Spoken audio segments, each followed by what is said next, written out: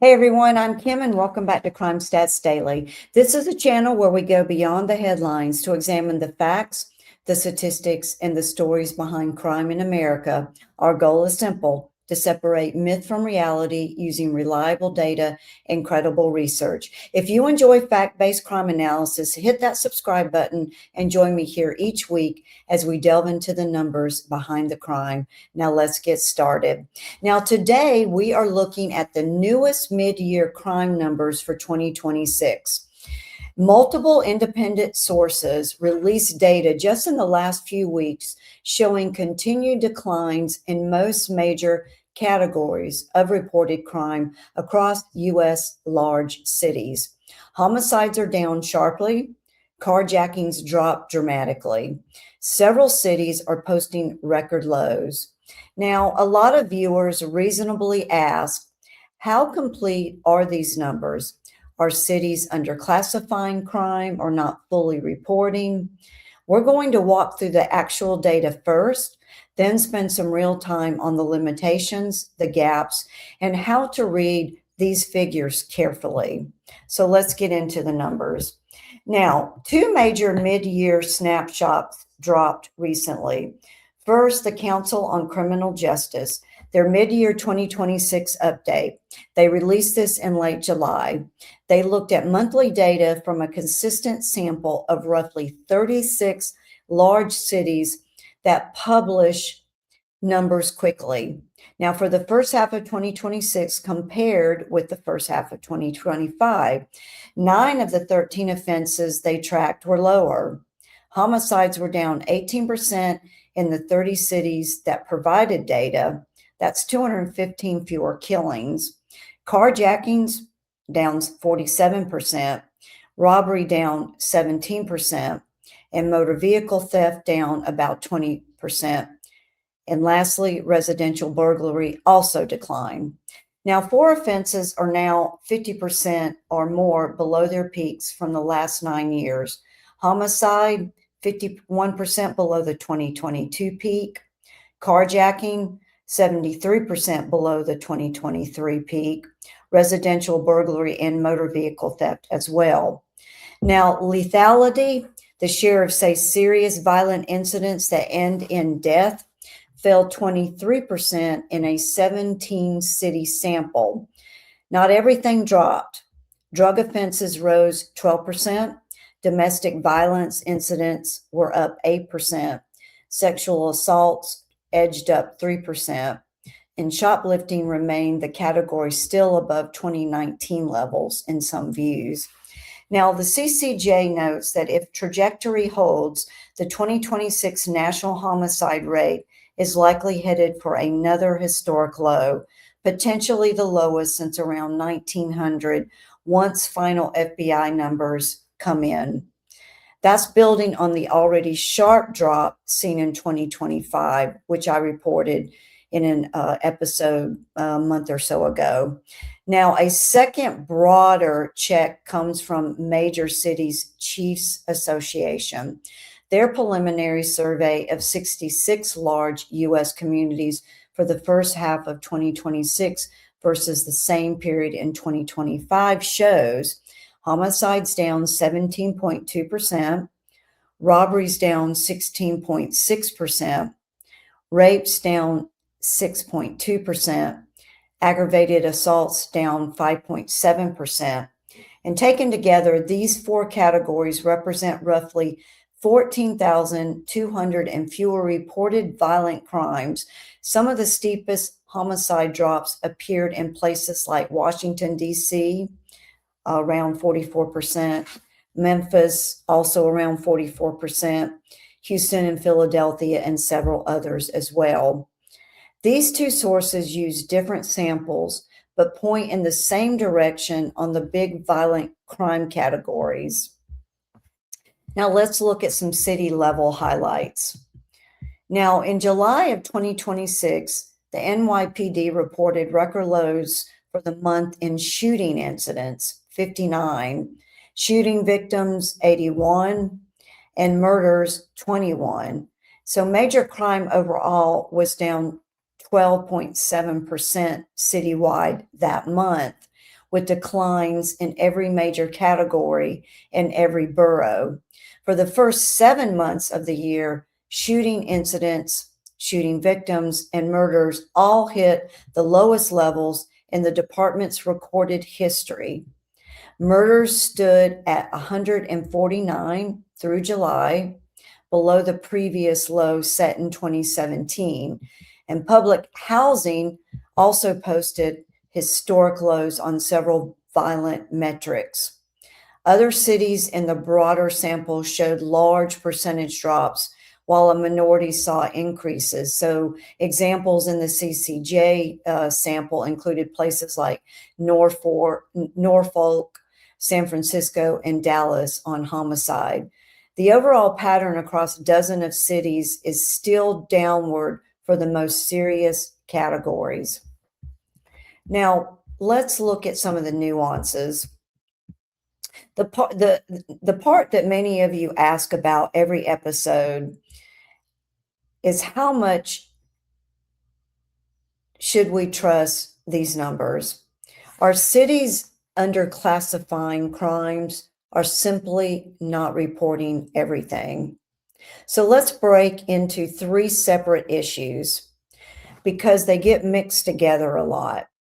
And first, and again, I've talked about this in previous episodes, there's victim underreporting. Police data, of course, only count crimes that are reported to law enforcement.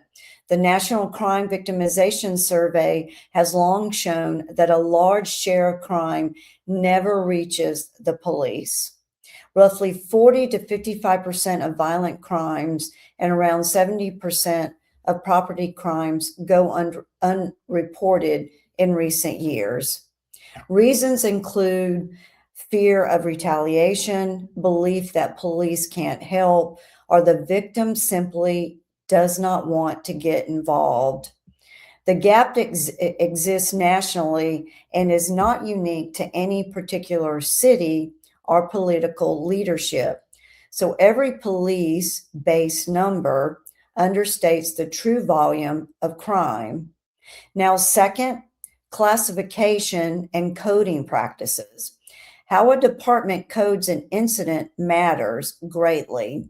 An aggravated assault can be coded as a simple assault.